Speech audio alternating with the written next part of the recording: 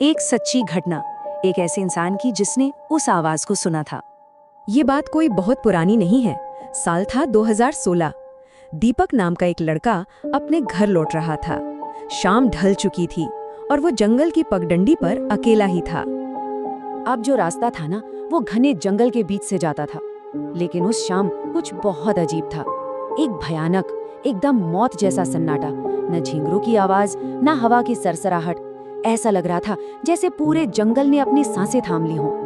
वक्त हो रहा था शाम के ठीक 7:18 और अंधेरा तो ऐसा था कि हाथ को हाथ न सूझे। और तभी उस मौत जैसे सन्नाटे को एक आवाज ने चीर दिया।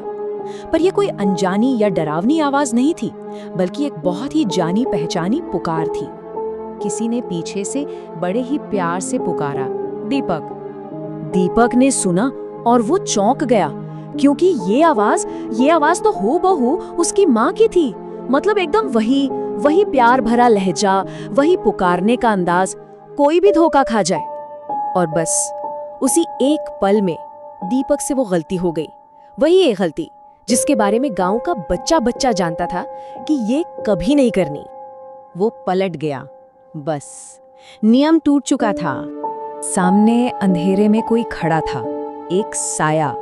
चेहरा तो साफ नहीं दिख रहा था, पर फिर दीपक की नजर नीचे गई, उसके पैरों पर। और उसके तो होश ही उड़ गए।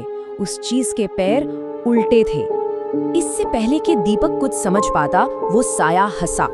लेकिन वो हंसी, अरे वो किसी इंसान की हंसी हो ही नहीं सकती थी। ऐसा लगा जैसे कई आवाजें, कई रूहें एक साथ मिलकर एक ही गले से ठहाका लगा रही हों। तो इसके बाद दीपक का क्या हुआ होगा? जो सच सामने आया ना, वो किसी भी डरावने सपने से कई ज्यादा भयानक था। अगली सुबह जब गांव वालों ने दीपक को ढूंढा, तो वो एक नाले के पास बेहोश पड़ा मिला। और उसके जिस्म पर अजीब नीले रंग के पंजों के निशान थे, खासकर कंधों पर, जैसे कोई उसे जबरदस्ती खींच कर ले जा रहा हो। होश में आने के बाद भी पूरे 3 दिन दीपक के मुंह से एक लफ्ज नहीं निकला, एकदम खामोश। और जब 3 दिन बाद वो बोला, तो उसकी कांपती हुई आवाज में जो दहशत थी, वो सबने देखी। उसने सिर्फ इतना कहा, वो मेरी माँ नहीं थी, वो मुझे घर नहीं कहीं और ले जा रही थी अपने साथ। दीपक के साथ जो हुआ, वो बस एक हादसा बनकर नहीं रह गया। वो डर, वो आज भी जिंदा है, सिरांचोक के उन्हीं रास्तों पर, शायद किसी अगले मुसाफिर का इंतजार कर रहा है। वहां पर सब जानते हैं, जो कोई भी उस आवाज को जवाब दे देता है या पलटकर देख लेता है, तो उसके साथ बस 2 ही चीजें होती हैं।